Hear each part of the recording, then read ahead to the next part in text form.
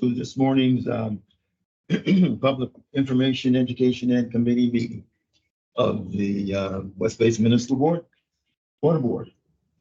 Excuse me. Just when the meeting starts, I lose my voice. Bear with me. Okay.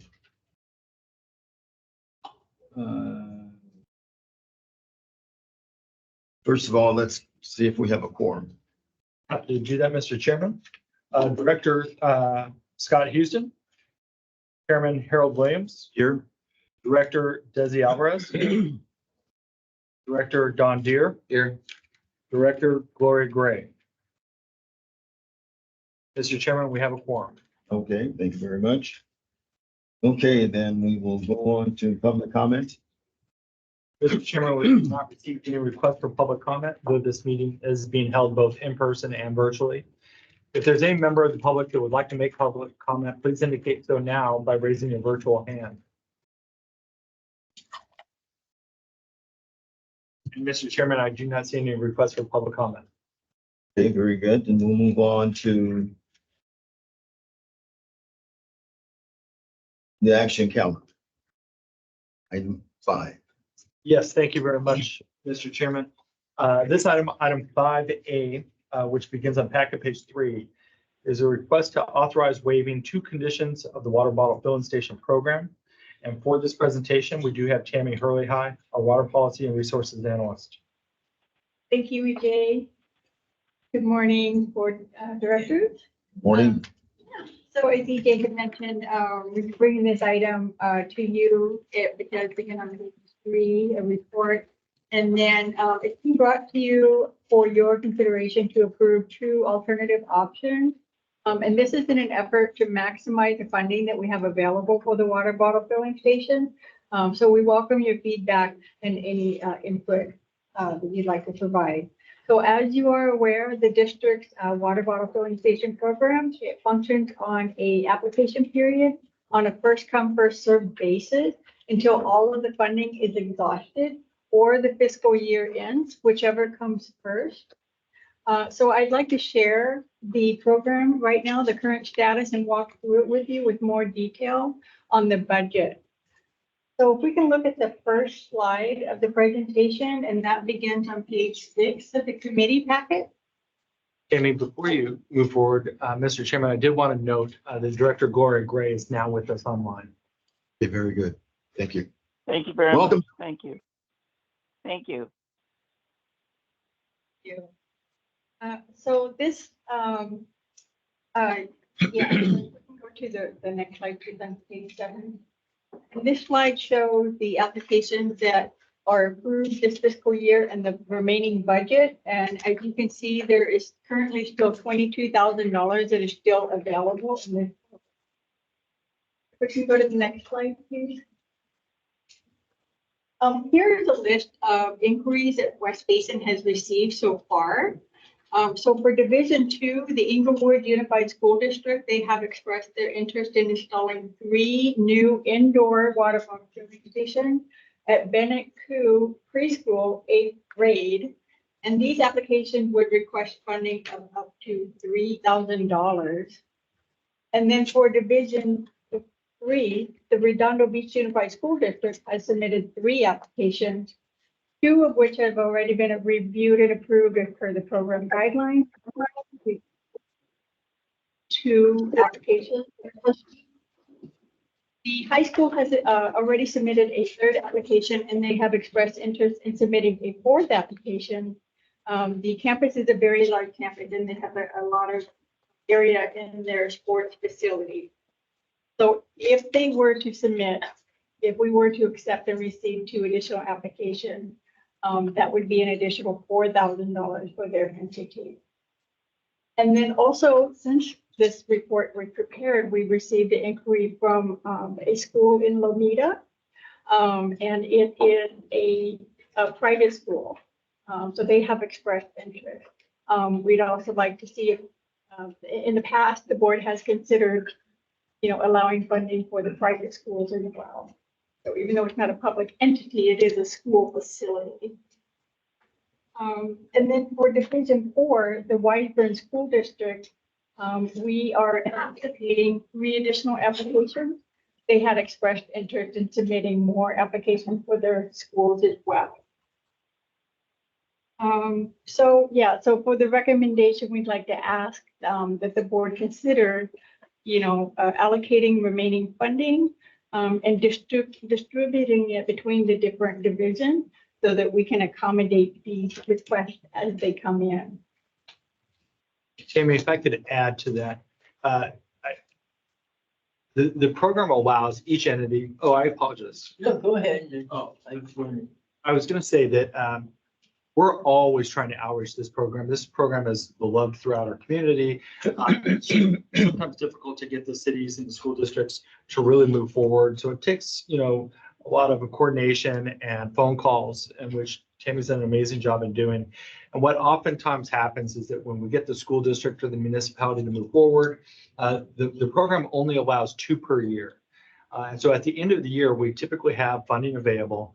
And so the choices that we have before us are to approve the 2 right now and then have them file the 3rd one on July 1, or we approve them now while there's still funds available for this year. So as Tammy mentioned, and you can see on this slide, all of these would require a waiver of the policy because we would be doing 3 instead of the 2.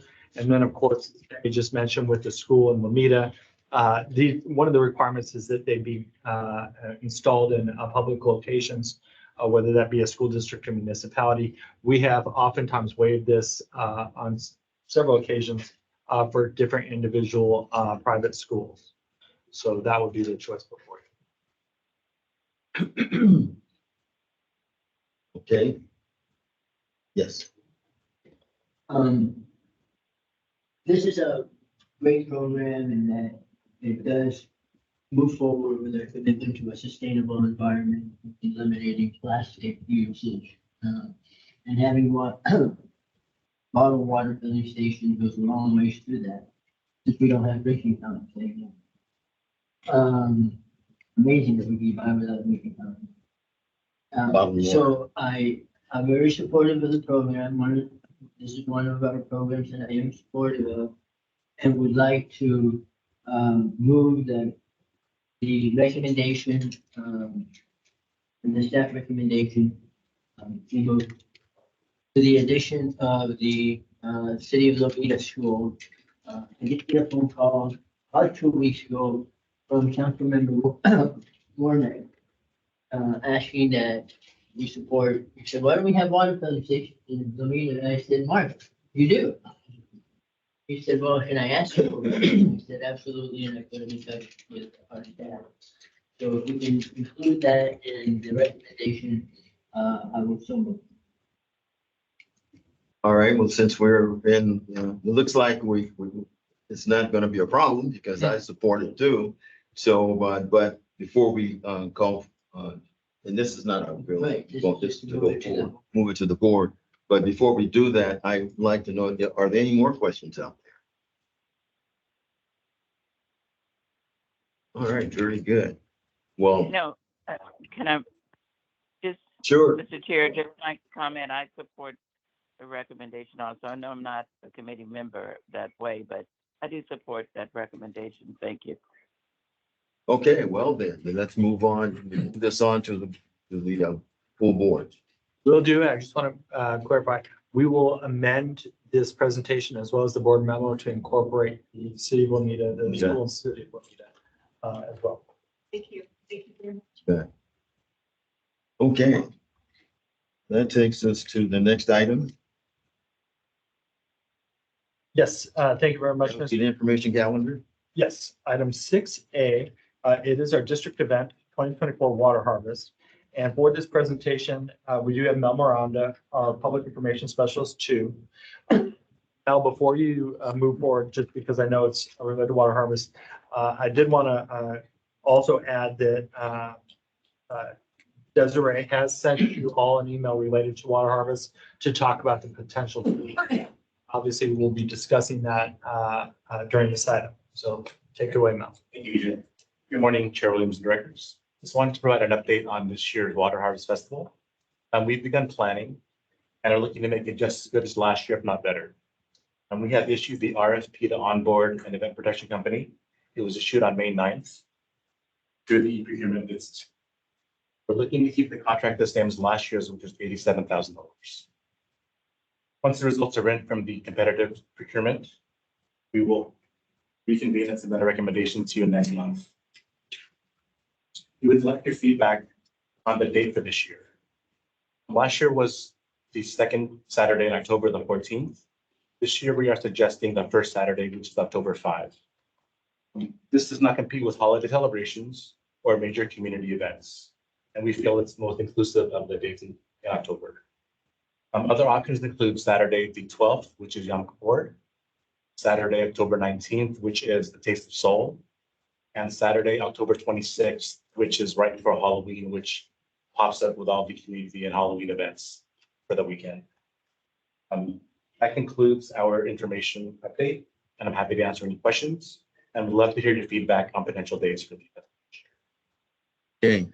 Okay, Isn't one of the activities that we have during that event, children's Halloween costume contest? Yes, sir.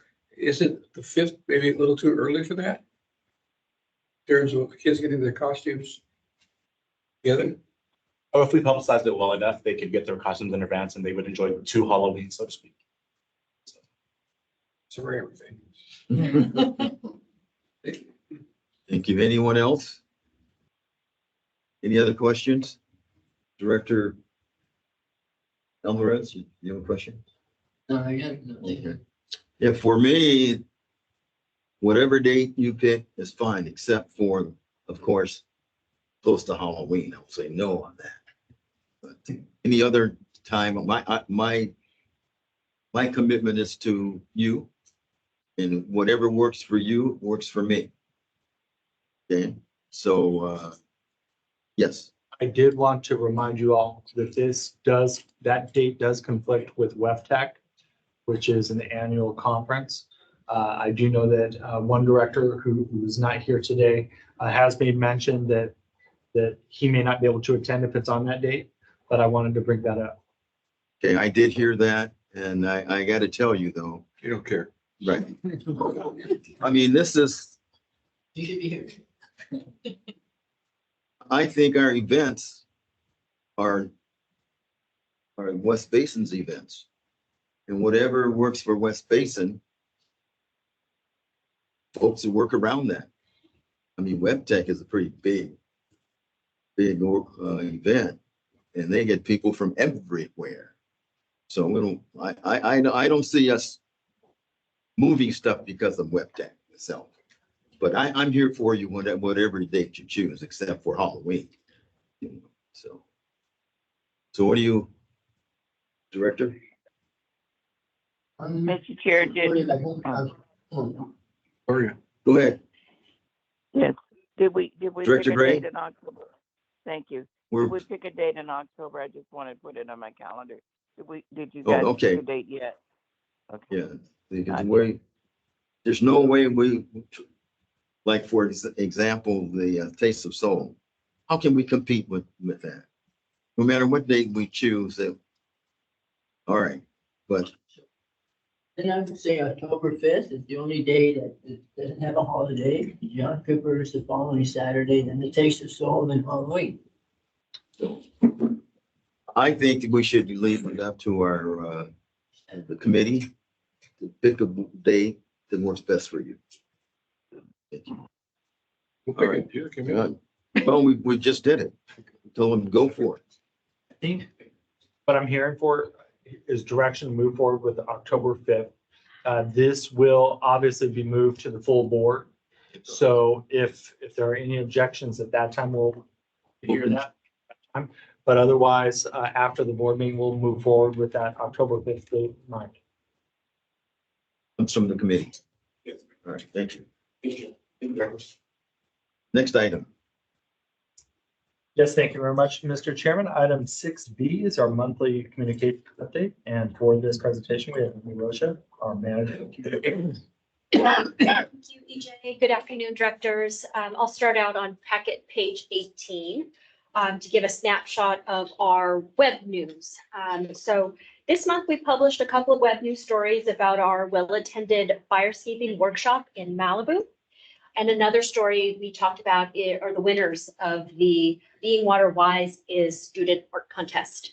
So I just want to remind, we did put out a press release last month, and that's what we reported on last month. And then we I'll show you some of the media coverage we earned as a result of that.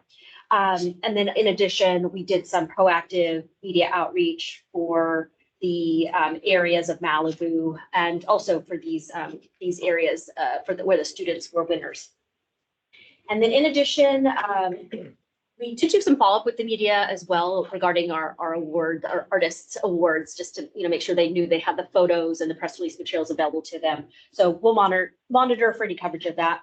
And then moving on to packet page 19, you can see some of the media coverage that we earned. There is a full packet, attachment A, where you can see the full articles. But just to highlight a couple here right now, again, in reaching out to our media in the Malibu area to promote workshop attendance for firescaping, we got a couple of stories in the Malibu Times. One was just a pre-event mention. And then we did get a couple of reporters at the event itself. So those cover it. Well, one is here from April 23rd. You can see Vision Latina, and that is a video link that's available. It's a Spanish language publication that reaches that market. And they interviewed about the program we hosted. And then the other article that will include the clip in next month is the Malibu Times story coverage, where they highlighted the tips from our professional guest speaker. And then I also want to mention that there's some Earth Month activities that we got some mentions in regarding some of our sponsorships and participation. On the next slide, just highlighting some other coverage that we earned in the local publications. So Manhattan Beach Unified School District and the Superintendent's newsletter featured our artists from Manhattan Beach. We also had the City of Malibu City Manager update email that goes out, and that has highlighted the firescaping workshop. And then our South Bay Council of Governments newsletter, we wanted to highlight the firescaping workshop as well. So definitely promoted, and it turned out to be a great event. I know Gus will touch on it a little bit in your presentation. And then moving on to packet page 21, and then also you'll see 22, our top social media posts. And so this was for Instagram and Facebook. We gained the most traction and engagement for the Careers in Water video reel that spotlighted our event attendance and students at our event at El Camino College with all of our retailers and partners there. And so got a lot of a good response to that. And then on the next slide, for LinkedIn, we just want to make note of our engagement on the post that we saw a lot of people like with Assembly Member Robert Rivas and his visit to the Edward C. Little trip, and then also some of the photos that came out of our legislative visit to Washington, D.C. And that is, showcases Representative Grace Napolitano with her Legislator of the Year award, along with Directors Alvarez and Gray and Houston. All right, moving on to our public information and education programs, packet page 25. So we touched on the art contest quite a bit, but here's a great snapshot, and just really great to see more than 650 submissions. So definitely kudos to Janelle and the whole team for producing that. And then moving on to the next slide. Our water lab. Yeah, so these are our public education programs that are comprised of our Know Your H2O class. And I just want to point out that last night we hosted it.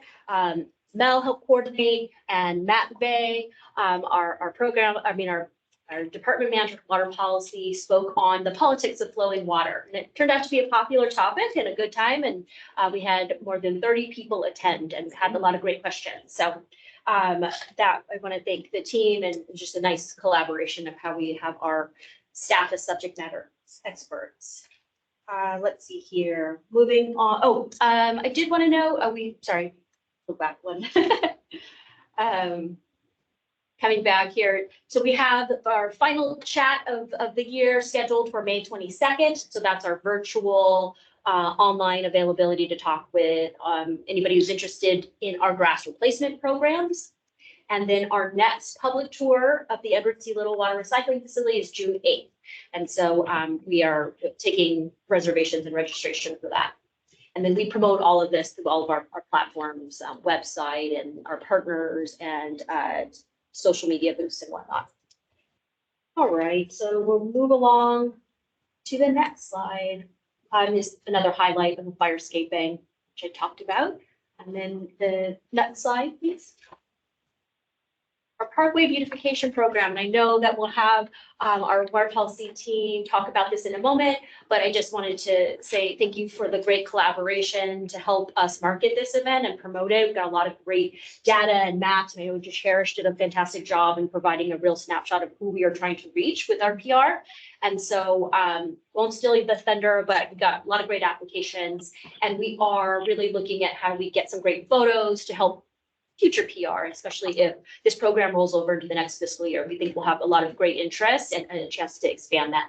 And then also we did, because of the nature of our neighborhoods that we were targeting, we made sure materials were both in English and Spanish to reach everybody and make sure they knew about this totally free resource for our service area. The next slide, please. Our Palos Verdes Recycle Water Pipeline Construction Outreach, a lot of activity going on. And for this slide, I'll turn it over to Dale Ramos Young, who's been overseeing our outreach and our outreach contractor to give a more detailed update. Thanks, Amy. The pipeline installation has been hot and heavy the last couple of months. 7 construction notices have been developed and distributed, as well as 7 canvassing sections in the neighborhoods that are going to be affected. 3 pop-up tent information sessions were conducted also, just to ensure that those interested residents could engage with the outreach team when the Palos Verdes Estates section of pipeline was being installed, as well as along the boundary trail, that hiking trail, jogging section that borders both the estates and Torrance, nice wooded section. As far as the outreach team goes, they continue to be responsive regarding resident concerns and coordinating response between the contractor, city staff, and members of the public. And members of the public have shared that whenever they engage with the contractor team, the construction team themselves, they always tend to remark that the team is friendly, they're courteous, they're very respectful. So I think that the residents have been very impressed by Royce Construction. The city of Torrance has been a good partner too, because they've been posting regular construction updates on their trendingintorrance.com webpage. And they actually issued a wonderful Instagram video reel promoting their work on repairing the Vista Montana landslide area, which started just this past Monday.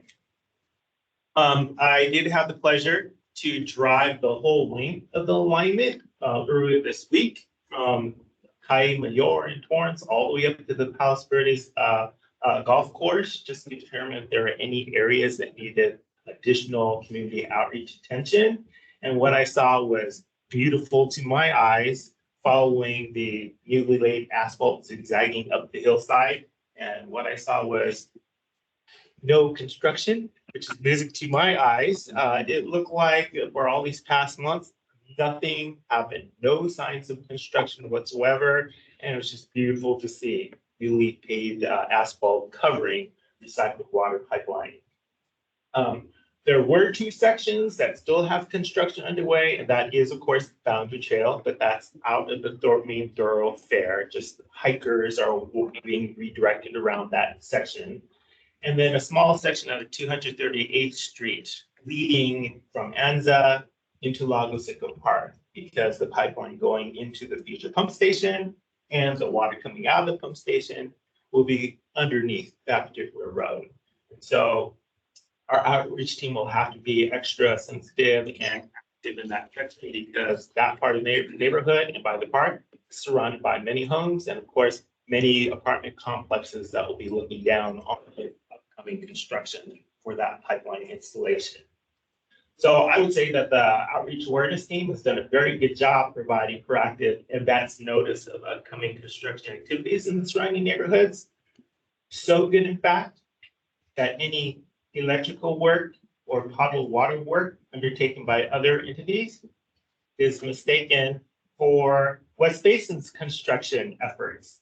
So as a result, our outreach team is dedicating additional time and effort in correcting the public's misperception that, for example, the Vista Montana landslide, road closure, and any traffic congestion is a result of our construction. In the case where our construction is nowhere happening in those nearby locations. So just a heads up. I think it's understandable. The residents in those areas are very sensitive to their water-soaked ground from the winter rains and ground vibrations from any construction activities or additional vehicular traffic that might trigger additional land slippage. So, it's to be anticipated. The good news, as I said before, is that the city of Torrance is fixing the slope on Vista, Montana, that landslide area. And they anticipate that that work is going to last to the end of July. Along the rest of the alignment, as pipeline installation outreach is coming to an end, construction activity for the pump station is anticipated to begin. So the outreach efforts will need to increase at Lago Seco Park and the surrounding neighborhood in the upcoming weeks. So the outreach team continues to monitor project email, hotline phone numbers regularly, and continues to be responsive. And the good news is that they're still on budget. Very good. With that, that completes my part of the report. Thank you very much. And Question. So who was the project manager or the program manager on that project? On the West Basin side, that's Yeah. Veronica. All right, well, so far so good. Like that report. And again, she's responsible for the engineering component of the project, and then I'm overseeing the outreach side of the project with me. You're outreaching there, guy. Good job. All right, Director, go ahead. On this project, with the outreach consultant, we did amend their contract once already. So we're still okay, even though they're answering a lot of questions for other construction. Yes. Maybe we should do the city of Torrance, yeah. Southern California, and Southern California Gas Company and others. Well, just let's just say that we're being very proactive. They're good partners, and they're taking basically the benefit of our outreach team is making sure that the residents have somebody to reach out for, and then we're directing them to the right resources for correct information. And this question may be better for Veronica, so we get a report at the committee meeting, but the section of pipe that's going through the area of the landslide, we're done. No, we're not done because they need to do their road repairs first, and any utility repairs that are underneath that road, and then Lois will come in after the fact.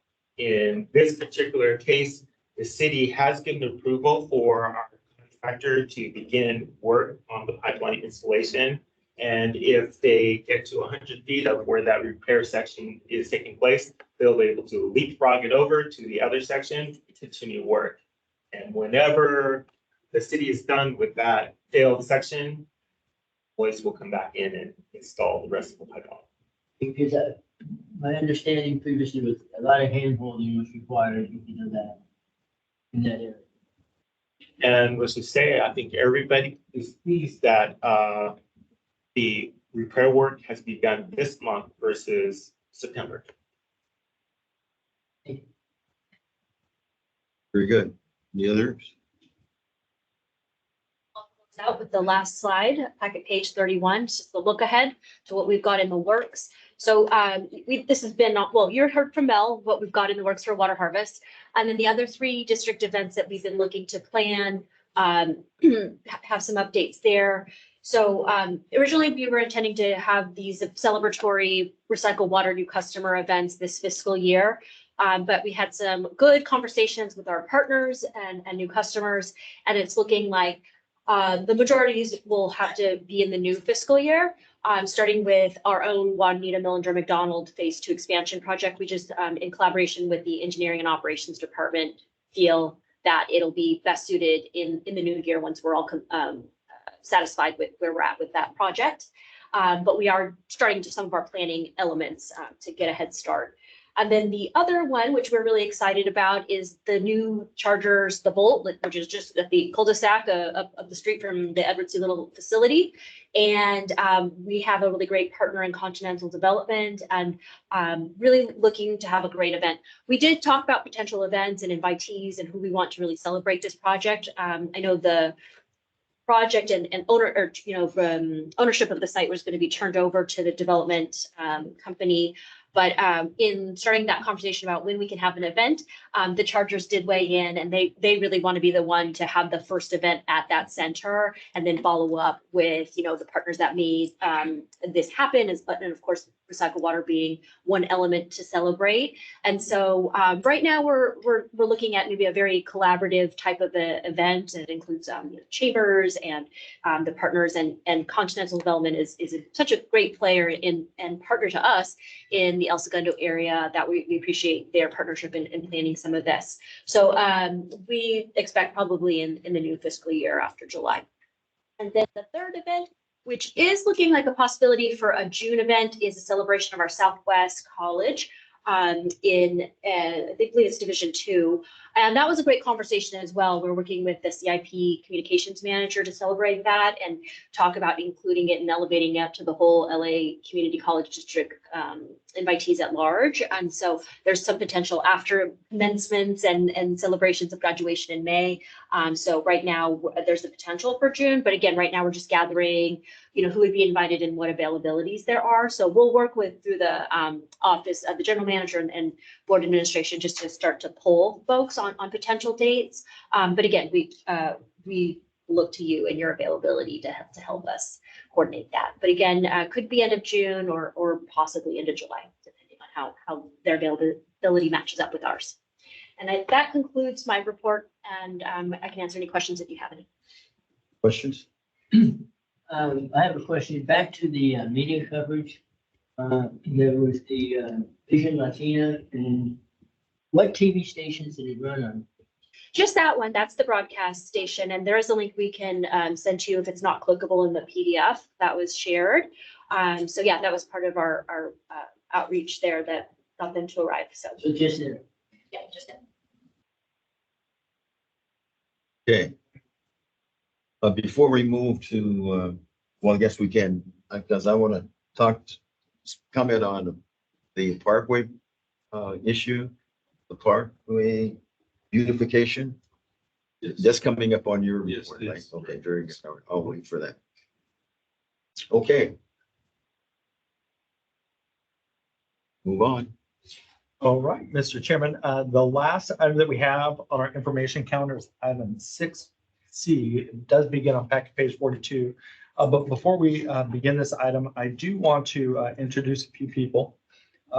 As you recall, we did lose one of our best staffers, Jennifer Vasquez, to the Calleguas Municipal Water District.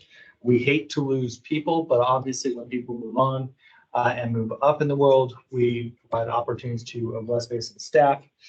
So filling in the gap there and helping Matt out in that department, we've had 2 excellent interns. The first was Genesis Fernandez, who has presented before this committee in the past. Cherish Holloman will be presenting a portion of this item because, as you recall, all of our interns will have an opportunity to present to our individual committees. And we did go through a selection process on a new staff member to replace Jennifer Vasquez's shoes. Nobody can replace her, but we can replace somebody in her office and with that role. And for that, we have Augustine Hahn in the back row here joining West Basin. This is his first committee, and so we welcome him. And with that, I'm going to throw this over. This is our monthly conservation programs update. So as always, we'll have Gus Mesa, and then we'll also have Cherish join him with this presentation. Thank you, Good morning, Chairman Williams, committee and board members. As EJ mentioned, I'll be co-presenting this morning with our intern, Cherish Holloman. So my presentation starts on page 50 of your packet. So we get to page 50, packet page 51 now. And my first update is on our direct install pilot program with SoCal Gas. This was a very successful partnership with SoCal Gas. Working together, their vendor installed indoor and outdoor water efficiency devices to over 200 residential homes in our underserved communities. Our next step is to close out this project, to invoice Metropolitan Water District, and to develop a final recap report of the results. So you can see here, we have a couple of photos. Here's one of a happy resident who received a free high efficiency toilet. So that was part of the program, was providing these free installations of free devices. And this program was 100% funded by Metropolitan Water District. So it was a very successful program. Next slide, please. Next slide. So we've had a very successful rain barrel program this fiscal year, where we have distributed 1,500 rain barrels. As you know, many of you were at the events. We had high demand. We gave away the rain barrels in record time in some of the divisions. We've completed all of the check presentations to all the community groups. And we're wrapping up the program, and we have also budgeted for next fiscal year. Next slide, please. Next slide. This is an update on our joint grant-funded project with Las Virgenes Municipal Water District and LA County Water Works District 29.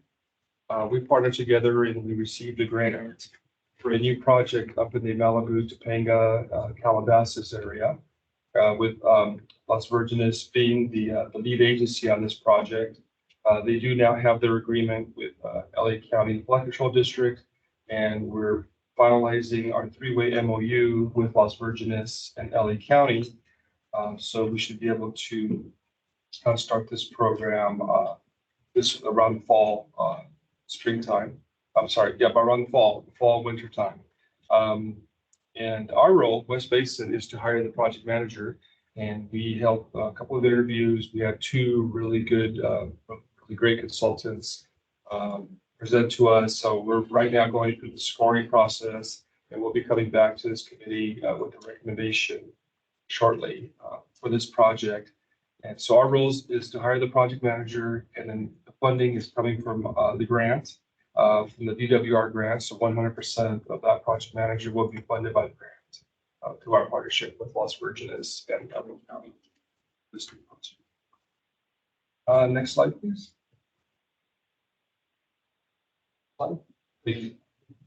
So I'm happy to report that as of last month, we've completed all 35 landscape design packages. So our consultant is currently working with those 35 residents to deliver their free trees. As you remember, our Grass Replacement Plus program provided free landscape designs to residents in our underserved areas, and we're also providing the free trees. So our consultant is delivering those trees now. And we're also helping those 35 residents apply for the grass replacement rebate. So we're reaching out to them and helping them through that process. Next slide. And here's a breakdown of those landscape design packages, the 35. You can see here the various cities and the incorporated area. Next slide. And in the month of April, this table shows the rebates received, residential grass replacement rebates. And in April, you can see we had 7 rebates. In March, we actually had 12. So now that the rainy season is kind of ending, still getting a little bit, we hope to see these numbers go up a bit more. And since July, we have, you see here, we're over 134,000 square feet of turf, like potentially be replaced through these applications. Next slide, please. You're probably pretty familiar with this new rebate Metropolitan launched. They're providing $100 for trees as part of their grass replacement program. As you can see here, there's a few requirements. So as residents apply for the grass replacement rebate, they can also get a $100 rebate for up to 5 trees. As you can see, there's a couple of requirements. And the goal here is to increase the tree canopies in our communities and help provide for cooler spaces. So this is a great add-on to the grass replacement program. And also they provided the member agencies with an opportunity to co-brand some of the flyers, frequently asked questions. So working with our public information department, they were able to get our logo onto some of these materials, and we put those on our website as well for our residents. So people can learn about which trees qualify for the program. All that information is on our website now. Next slide, please. This is our public agency program. Let's see here. You see here's a list of the completed projects, completed designs, and the different stages of this program. We are working with public agencies, cities, and parks. About a month ago, we met with the city of Lomita, with their public works department, and our consultant was able to provide them with the landscape design to help them remove some of the turf there in Lomita. So it's a great program. We've been able to assist many cities and schools and parks, and this program will be ending next month in June. This program. Next slide, please. Here are the rebates for the commercial and public agency program. You can see we received 18 rebates, almost 100,000 square feet. Next slide. Okay, so for this presentation, I'm going to go ahead and hand this over to our Water Policy and Resources intern, Cherish Holloman, to provide the presentation. She's been with us now for about a year. She's done an amazing job for us. So go ahead and turn it over to Cherish. As stated, my name is Cherish Holloman. It's been a pleasure working in the Water Policy Department. And it's a pleasure to present in front of you guys today. Oh, sorry. It's a pleasure to present in front of you all today. This is our new pilot program. It's called the Parkway Beautification Program. And our original goal was to install 25 beautiful water efficient parkways to low income and underserved areas within our service area. But now, as our projects have been underway, it's a pleasure to announce that we could potentially be increasing this to 35 parkways instead of 25. That will be equitably distributed across the divisions. This program has been in process and development since April, started during Earth Month, and our staff thus far since launch has received over 90 applications across the different divisions. If you're curious about the applications and where those applications are coming from, we have maps located on page 75 of the packet, showing where those resident applications are coming from. Next slide, please. This project is 100% funded through Metropolitan's member agency administered program, which means that this is 100% free for those who are approved during this application process. Our budget for this program is sitting at $140,000. These areas chosen for the program were first confirmed to be areas with a lot of turf, as well as many single-family homes, utilizing GIS data within turf covered dashboard created by the organization Planetscape AI. So we first vetted through that, made sure that there was turf, and then we visually verified the areas. Both me and Genesis, my co-intern, personally drove through these locations to confirm that there were many parkways. We wanted to make sure that those parkways were of a decent size, so we were actually removing a good amount of turf where it's actually going to be saving these residents money, as well as we wanted to confirm that there was a lot of living grass within those areas because they are just within a certain boundary. And then I created the maps of the applicant data. Like I said, it's located on page 74. And this will show like both total applicants and then applicants per division. So we choose these applicants on a first come, first served basis. As of right now, it's just the top 5. And then Ecotech has been vetting clients to confirm eligibility by set terms. The main terms that we are looking at is that this resident is low income. So we wanted to make sure we were providing a free service to people who would enjoy the most out of a free service, as well as had working irrigation within the parkway in order to make sure we were actually saving water. Yes, and then the advertising for this program was done through a lot of help from our PI department and is included on our website landing page in our program section. We also did individual door hangers, so we hung door hangers on these homes to advertise, as well as yard signs. And we made sure to do this both in English and Spanish. We made sure to do some research. And we found out a lot of residents within these areas were Spanish speakers. We wanted to make sure that we were advertising equitably throughout this process. Next slide, please. So we have 5 parkway design templates to prove to provide that were provided to residents. We wanted to make sure that people could pick a landscape that coincided with the aesthetic of their home. The PI department has been continuously following these projects with us to take photo opportunities, as well as get quotes for further advertising that we could have in the future. We wanted to make sure we were able to get both before and after pictures of all these properties. In order to have that as an available resource for us. So West Basin's goals in starting this program was to obviously reduce water use for these residents, as well as reduce water runoff, as well as pollution by creating like a nice catch basin in these parkways, as well as minimize maintenance on the parkway while improving the aesthetic appearance of these residential homes. Since parkways are technically city property, but relies on the maintenance of the resident, we thought that providing these native plants, which are typically lower maintenance, would be an awesome way to give back to the community, as well as obviously providing it for free. Next slide, please. This is just an example of an approved parkway. So this is a parkway that has been approved. I just want to demonstrate how much grass is actually being removed. It's actually a pretty good chunk, like more than you would think.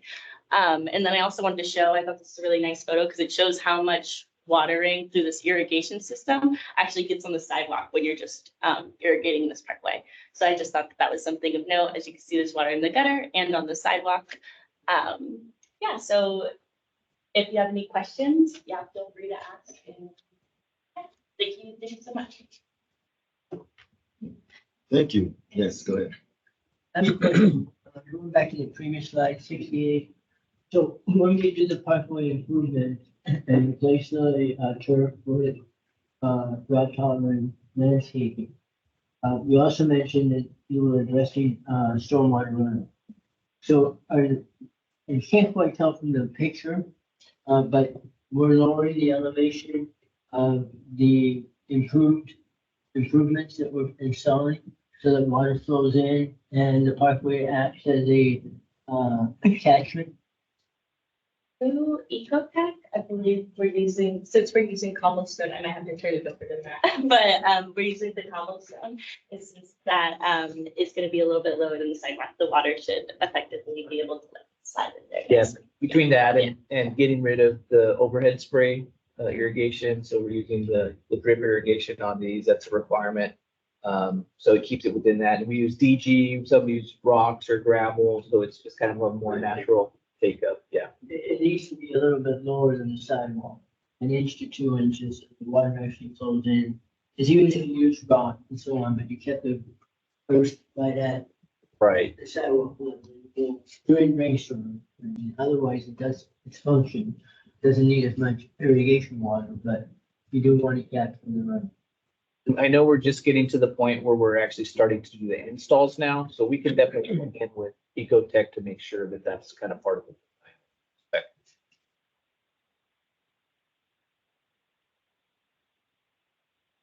Great. This is a great project. The parkway improvements. Because back in the day, you could not do what we're doing now in the parkway because of the potential for traffic tripping hazards in the parkway. The landscaping, the stones, whatever, could not put that in the parkway. It had to be grass or something where there was nothing raised to be a potential trip hazard in the parkway. So we have gone from outlawing landscaping like we're putting in now to almost mandating that we put the landscaping, raised landscaping in the parkway. So I like seeing it. I know the traffic engineers are had an issue with it. I wonder, are they still having an issue with the raised items in the parkway? No, so everything's being done according to, I think, model water efficient landscape ordinances. So plants have to have a maximum height level. And then also speaking kind of like the trip hazard. So these are being designed for accessibility. So originally the designs just had kind of one access point between the street and the sidewalk. We actually asked them to include 2 access points. So if there is somebody in a wheelchair or other, they're able to access the sidewalk more easily. So the plants have to, be under a certain height. So there's no visibility issues with drivers and pedestrians. Well, I like what we're doing. Back to before, when there were no trees allowed, almost no trees allowed in the parkway, to now be having nice landscaping and the trees and make the area look better, and greening up the parkway. That makes it very nice. Happy to see that. Thank you. Well, Mr. Chairman, that concludes. I'm sorry. Oh, I just have a couple more slides. Oh, Thank you. Amy mentioned earlier, we had a very successful fire escaping class in Malibu. We had about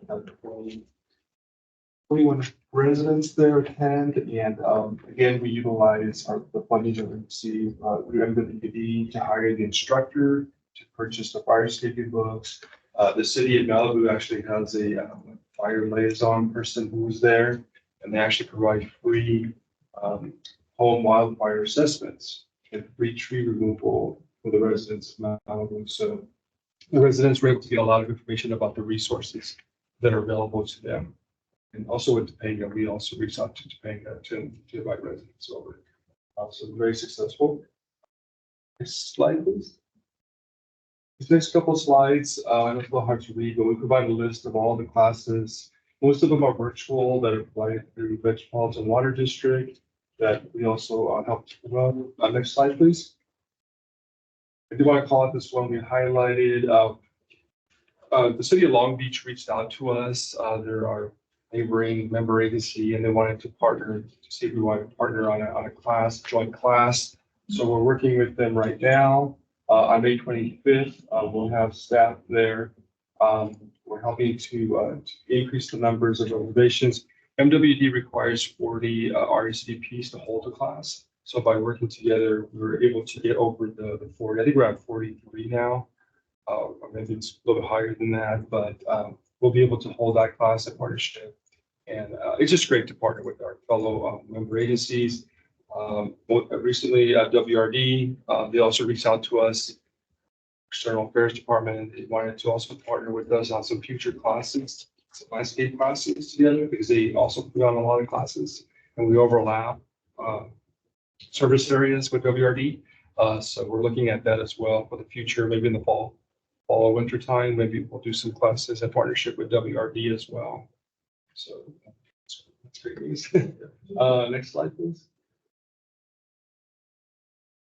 Okay, that's the end of our presentation. Cherish mentioned those maps that are in your packet for the Parkway program. She followed all the applicants in those maps per division. So, thank you very much. Questions?